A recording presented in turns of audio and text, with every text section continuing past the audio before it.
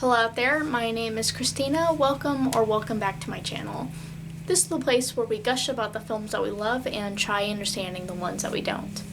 On today's agenda is Hour of the Wolf. It is a 1968 Swedish psychological horror film that was directed and written by Ingmar Bergman. On a remote island, a trouble artist named Johan begins to feel his mind slipping away from him. Troubled by disturbing visions and paranoid delusions, him and his wife, Alma, start to suspect that a cult that lives on the other side of the island might be to blame. Hour of the Wolf's affinity for aloofness begins with its title, which is derived in part from Swedish folklore. It refers to a period of time that happens between midnight and 1 a.m. that is known as the witching hour, as this is the time of day when supernatural forces are believed to be at their strongest. Related in part to this are a pair of inseparable wolves named Skull and Haiti, who are believed to chase the sun and moon relentlessly with the intent of devouring them whole. Collectively, they represent the forces of ignorance, chaos, civilization, and enlightenment. I'm not just rambling here. All of these elements are further reflected in a novella that inspired Bergman that was published in 1815 by E.T.A. Hoffmann. Called The Golden Pot, it follows a student named Anselmus who becomes romantically involved with a Veronica and Serpentina, though the flow of attraction and intimacy between all of these parties varies. Veronica is a human that falls in love with Anselmus right away after meeting him, whereas Serpentina is a character that was originally a snake who entrances Anselmus after he looks her in the eye directly by chance. These conflicting attractions ultimately exploit a marked discrepancy between fantasy and realism. And funny enough, The Golden Pot was written at a point considered to be the most traumatic for Hoffmann, as he witnessed copious amounts of violence firsthand that were perpetrated during the Battle of Dresden in 1813. And he commented further that his authorship centered around fantasy removed him from the stress and pressure of external events.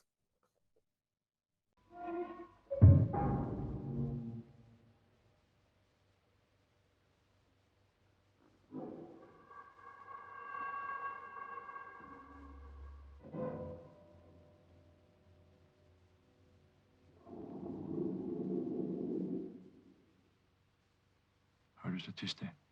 Ja, det är tyst.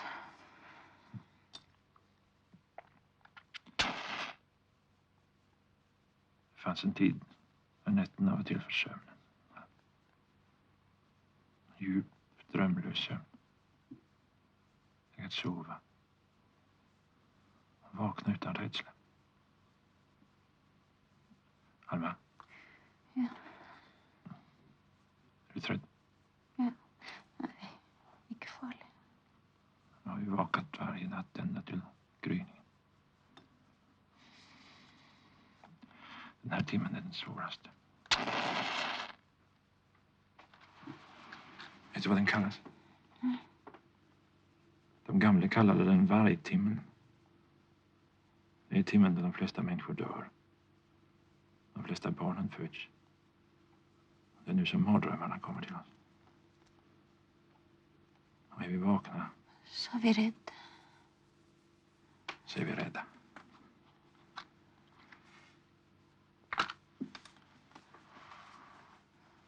Vad är det? Nej, det är ingenting. Jag bara kommer att tänka på en sak från min barndom.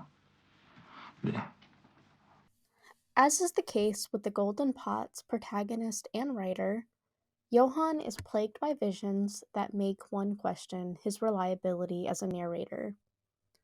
Furthermore, Johan's nonsensical ramblings that serve as tragic exposition were inspired by experiences Bergman had growing up, namely recollections of having been reprimanded at a young age by his parents in a psychological harmful way. One could subsequently argue that Johan in some way retreats to the Hour of the Wolf and projects it as validation that what has haunted him in the past and continues to do so in his adult life isn't just a figment of his imagination. As an aside, it is noted that Bergman was inconsistent in discussing abuse he endured growing up during interviews and that the severity stayed the same, with the main perpetrator, his parents or siblings, being what changed amongst his related accounts. It is almost as if his disclosures were in fact guided by an unexplainable sense of discretion, and this applies to Johann's behavior in Hour of the Wolf's turn of events.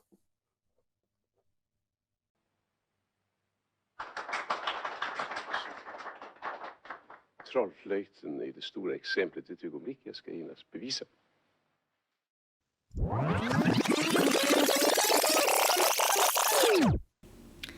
The first clue as to how much Johann's mental health is declining is slightly niche as it can be found in The Magic Flute. The Magic Flute is an opera that was performed by Wolfgang Mozart that debuted in 1789 and is present in Hour of the Wolf in cameo-esque fashion. Early on, Johann divulges information about the visions that he is having, and he makes a point of saying that the scariest of them all takes the form of a man named Papageno. Public reception of The Magic Flute has suggested that Papageno tends to be a fan favorite, owing to the comedic relief that he provides during particularly tense moments. Not to mention, he's the least polarizing of Mozart's ensemble in terms of who is good or bad, and his desire to be happy is satiated by simply the presence of a good woman and a good meal. These two desires specifically, as they're related to sociable security in some way, informs Johann's deterioration as the manifestation of artist-fueled precariousness. The price he pays for artistic expression becomes a double-edged sword, as it invites a show of support from the community that can easily twist into a squelch of humiliating critique. As such, the cliquey dynamic that him and his wife get pulled into becomes arousing to the point of discomfort, and that is largely because of how privy audience members are made to the amount of praise and reassurance that Johann hopes to acquire that is paired with mockery and indignity in tandem. Quick aside, this dinner party scene, hefty dose of overstimulation.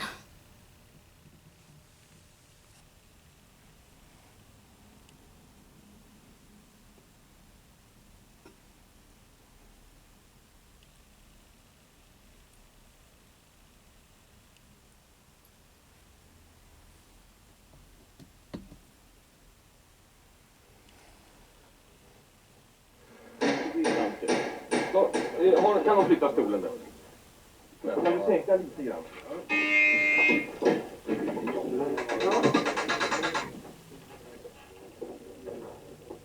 Får du vara nere då?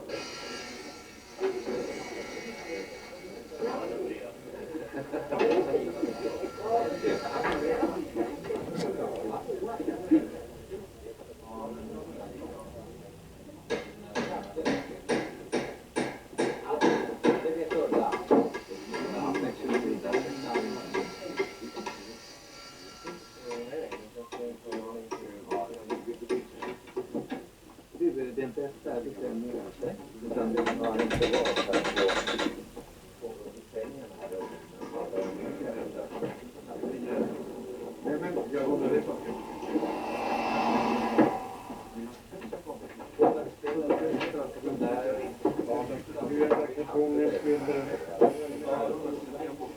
Tysta upp! Tagning!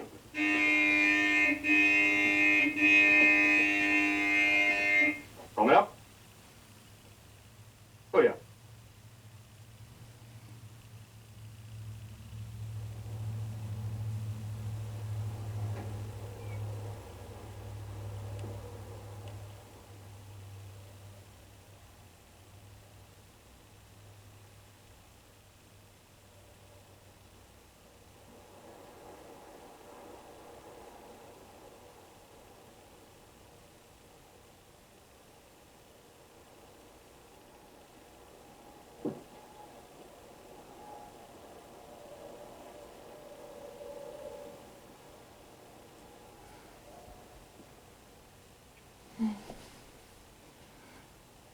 Ingmar berätta.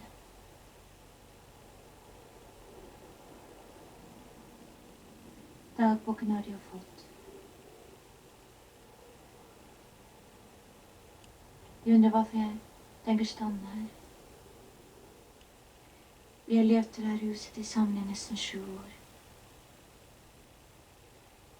I vinter kan jag dra in till fastland och arbeta i affär. Det har jag gjort förr om året. Jag är väldigt besvärlig med pengar.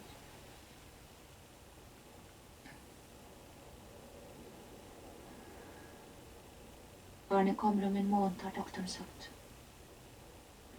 Jag var till undersökning i maj för vi reste hit ut sista gången.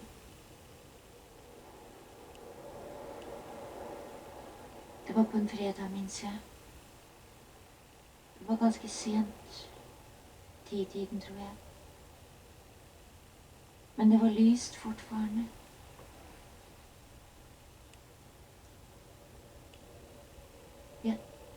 Jag har tänkt stanna här till augusti. Vi skulle vara alldeles ensamma.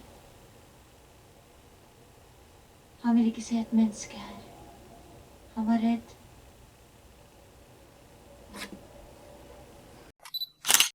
In becoming acquainted with Johan's nightmares, the audience becomes invested in Alma's. Art being such a tragedy of self-reflection, easily forgotten is Hour of the Wolf's diegetic context. It is, more or less, a moving picture placed over top a collection of diary entries and indecipherable paintings that Johan has left behind and Alma must make sense of. Scene is an interpretation of sorts, as evidenced by an off-screen film crew heard first thing, and interactions that suggest Alma is speaking for the purposes of an interview or documentary. Although more blank-slated than nuanced, Liv Ullmann's expressions act as an emotionally transient portal that becomes strengthened by the fluidity of her character's resistance and conviction. The mysterious entities over which Alma ruminates is inconsequential compared to the harsh universality of her plight. Capable of splintering the most stable of intimate affairs, perceived ineptitude as a life partner hovers above and orchestrates a tunnel of terror underneath. There becomes such sorrow attached to Alma's acceptance of a partner being too far gone, no longer merely of earth, but having been possessed by something beyond that can't be simply expelled away at will. And to feel a sense of culpability or heightened leverage of responsibility in regards to Johan's predicaments that start as internalized concerns. That is the real antagonist of Hour of the Wolf when all things are said and done. As personified with its jarring composition at every turn, Hour of the Wolf seldom takes a moment to cut to the chase, and coincidentally enough serves as insight into the romantic relationship Bergman and Ullmann had during production and beyond, that over the course of 5 years proved tumultuous when spoken on by the latter party. According to Ullmann, a majority of the time she spent with Bergman was in isolation from others on the island of Faroe, despite knowing such residence wouldn't constitute as a safe space for her.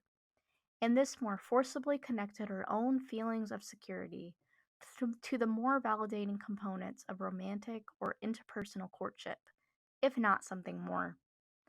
Paired with the magic flute, which thematically ponders love as a joint effort through tribulations and sacrifices that can make one a better person. This retrospectively informs Alma's desire to support Johan at the risk of heartbreak or her own well-being further.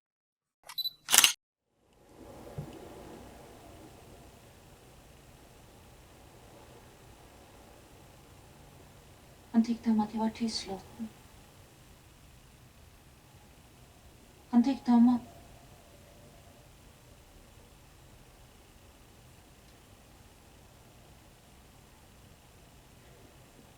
Vi kom fram vid 3-tiden om morgonen. Vi fann en kärr i ett skjul på strand. När vi kom fram blev vi glada och se att äppleträd blomstrade. Sen upptäckte vi fotspår i rabatten i köksfönstret. Johan blev lite förargad. Men vi tänkte inte mer över det för.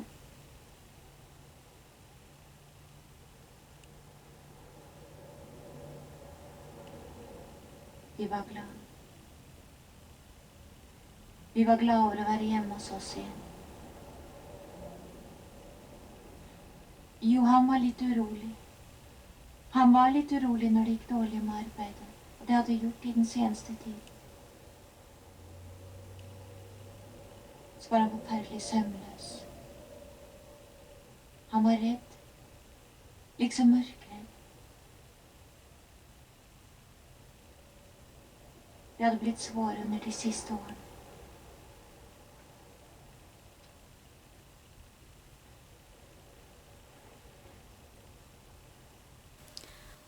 A mosaic of intrusive thoughts gone awry, Hour of the Wolf certainly fares as a tour of misunderstood genius or pretension, if approached with absolution as opposed to curiosity. Moving without a steady hand of ebb and flow, ingested is the potentially ambiguous nature of suffering brought to primary and secondary players in an ill-perceived world that clashes with external strife. So much so that the literal detachment of one's face can mean freedom from such stressors and more. Hour of the Wolf is very much about masking and the techniques people use to hide away from the world, and Bergman's personal affairs bring everything it has to say full circle. In less capable hands, it would be little more than a bloody or two-faced mess. If you are still watching, thank you so much for your time. As usual, questions, comments, and concerns are encouraged and welcome below, in addition to suggestions as to what movies I should be watching and analyzing next. Until next time, I'll see you later. Take care. Bye.